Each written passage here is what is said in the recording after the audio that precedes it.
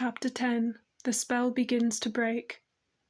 Now we must go back to Mr. and Mrs. Beaver and the 3 other children.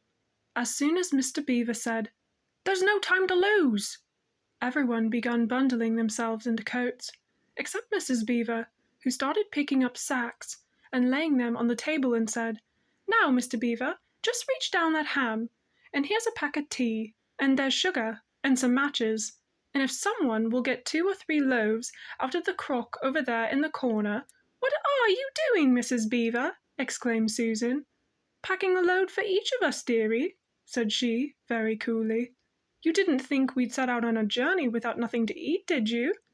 "But we haven't time," said Susan, buttoning the collar of her coat. "She may be here any minute." "That's what I say," chimed in Mr. Beaver. "Get along with you all," said his wife. "Think it over, Mr. Beaver. She can't be here for 1/4 of an hour at least." "But don't we want as big a start as we can possibly get?" said Peter. "If we're to reach the stone table before her?" "You've got to remember that, Mrs. Beaver," said Susan. "As soon as she has looked in here and finds we're all gone, she'll be off at top speed." "That she will," said Mrs. Beaver. "But we can't get there before her, whatever we do, for she'll be on her sledge and we'll be walking." "Then we have no hope?" said Susan. "Now don't get a fussing, there's a dear," said Mrs. Beaver, "but just get a 1/2 clean handkerchiefs out of the drawer. Course we've got a hope. We can't get there before her, but we can't keep her under cover and go by ways she won't expect, and perhaps we'll get through." "That's true enough, Mrs. Beaver," said her husband, "but it's time we were out of this. And don't you start fussing either, Mr. Beaver," said his wife. "There, that's better. There's 5 loads, and the smallest for the smallest of us. That's you, my dear," she added, looking at Lucy. "Oh, do please come on," said Lucy. "Well, I'm nearly ready now," answered Mrs. Beaver at last, allowing her husband to help her into her snow boots. "I suppose the sewing machine is too heavy to bring." "Yes, it is," said Mr. Beaver. "A great deal too heavy. And you don't think you'll be able to use it while we're on the run, I suppose?" "I can't abide the thought of that witch fiddling with it," said Mrs. Beaver, "and breaking it, or stealing it as likely as not. Oh, please, please, please, please do hurry," said the 3 children. And so at last they all got outside and Mr. Beaver locked the door. "It'll delay her a bit," he said, and they set off, all carrying the loads over their shoulders. The snow had stopped and the moon had come out when they had begun their journey. They went in single file, first Mr. Beaver, then Lucy, then Peter, then Susan, and Mrs. Beaver last of all. Mr. Beaver led them across the dam and on to the right bank of the river, and then along a very rough sort of path among the trees right down by the river bank. The sides of the valley, shining in the moonlight, towered far above them on either hand. "Best keep down here as much as possible," he said. "She'll have to keep to the top, for she couldn't bring her sledge down here." It would have been a pretty enough scene to look at through a window from a comfortable armchair, and even as things were, Lucy enjoyed it at first. But as they went on, walking and walking and walking, and as the sack she was carrying felt heavier and heavier, she began to wonder how she was going to keep up at all. And she stopped looking at the dazzling brightness of the frozen river with all its waterfalls of ice, and at the white masses of the tree-tops, and the great glaring moon, and the countless stars, and could only watch the little short legs of Mr. Beaver going pat, pat, pat, pat through the snow in front of her as if they were never going to stop. Then the moon disappeared and the snow began to fall once more. And at last Lucy was so tired that she was almost asleep and walking at the same time, when suddenly she found out that Mr. Beaver had turned away from the river bank to the right and was leading them steeply uphill into the very thickest bushes. And then, as she came fully awake, she found that Mr. Beaver was just vanishing into a little hole in the bank, which had been almost hidden under the bushes until you were quite on top of it. In fact, by the time she realized what was happening, only his short flat tail was showing. Lucy immediately stooped down and crawled in after him. Then she heard noises of scrambling and puffing and panting behind her, and in a moment all 5 of them were inside. "Whatever is this?" said Peter's voice, sounding tired and pale in the darkness. "I hope you know what I mean by a voice sounding pale." "It's an old hiding place for beavers in bad times," said Mr. Beaver, "and a great secret. It's not much of a place, but we must get a few hours' sleep." "If you hadn't all been in such a plaguey fuss when we were starting, I would have brought some pillows," said Mrs. Beaver. It wasn't nearly such a nice cave as Mr. Thomas's, Lucy thought, just a hole in the ground, but dry and earthy. It was very small, so that when they all lay down, they were all a bundle of clothes together, and what with that, and being warmed up by their long walk, they were really rather snug. If only the floor of the cave had been a little smoother. Then Mrs. Beaver handed round in the dark a little flask out of which everyone drank something. It made one cough and sputter a little and stung the throat, but it also made you feel deliciously warm after you swallowed it, and everyone went straight to sleep. It seemed to Lucy only the next minute, though really it was hours and hours later, when she woke up feeling a little cold and dreadfully stiff and thinking how she would like a hot bath. Then she felt a set of long whiskers tickling her cheek, and saw the cold daylight coming in through the mouth of the cave. But immediately after that she was very wide awake indeed, and so was everyone else.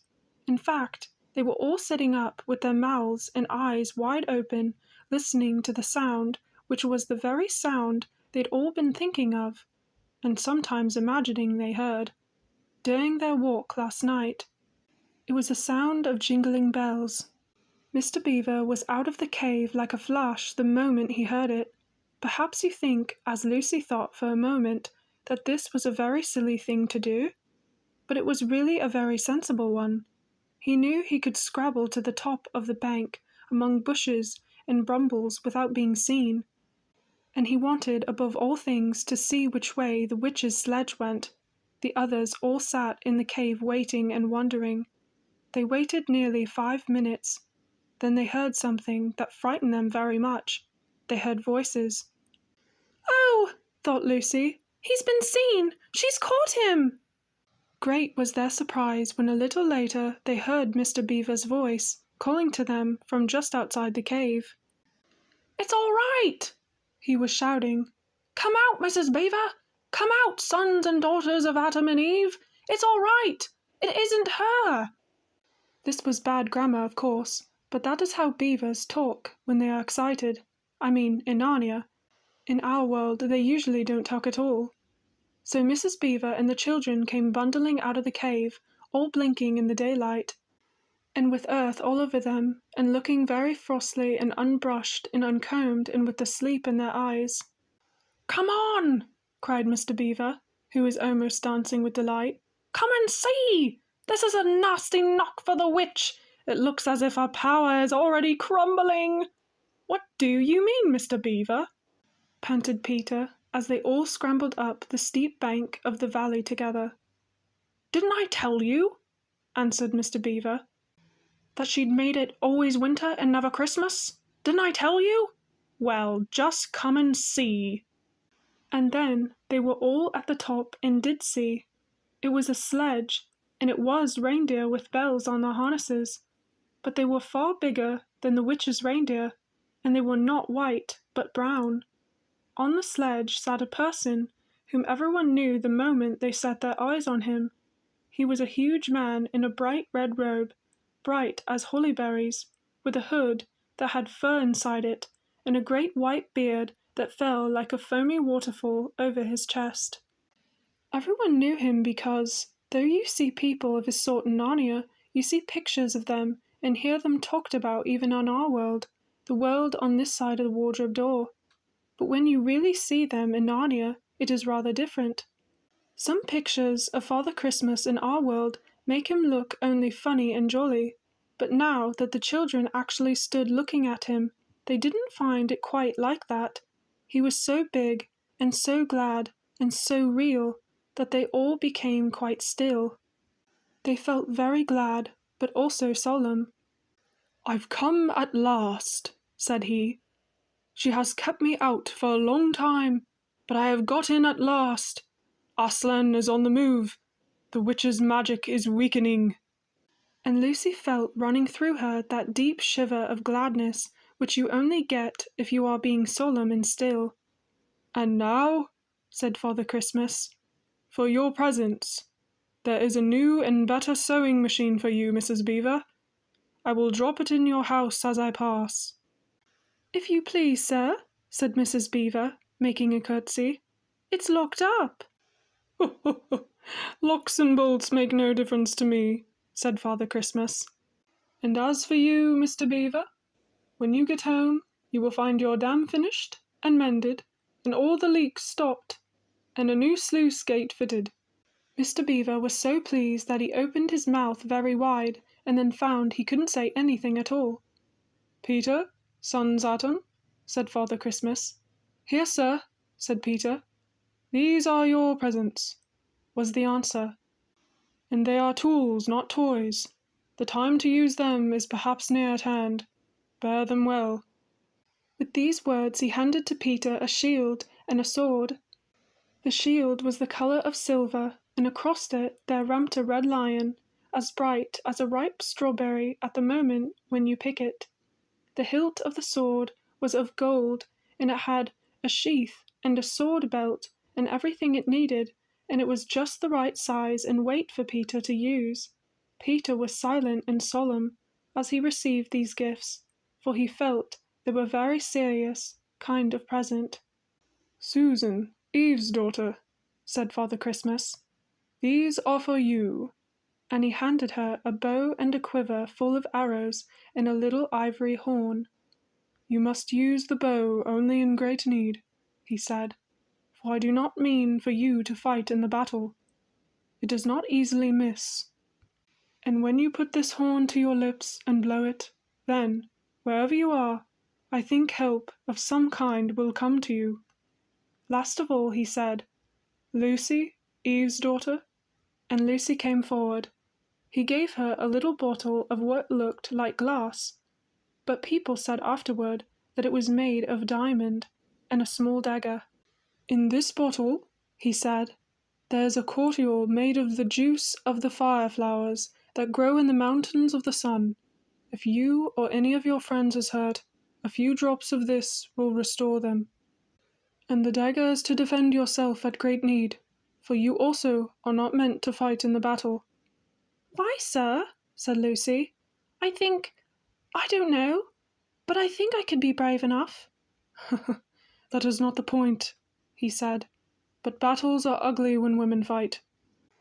And now," here he suddenly looked less grave, "here's something for the moment for you all," and he brought out, I suppose from the big bag at his back, but nobody quite saw him do it, a large tray containing 5 cups and saucers, a bowl of lump sugar, a jug of cream, and a great big teapot all sizzling and piping hot. Then he cried out, "Merry Christmas! Long live the true king!"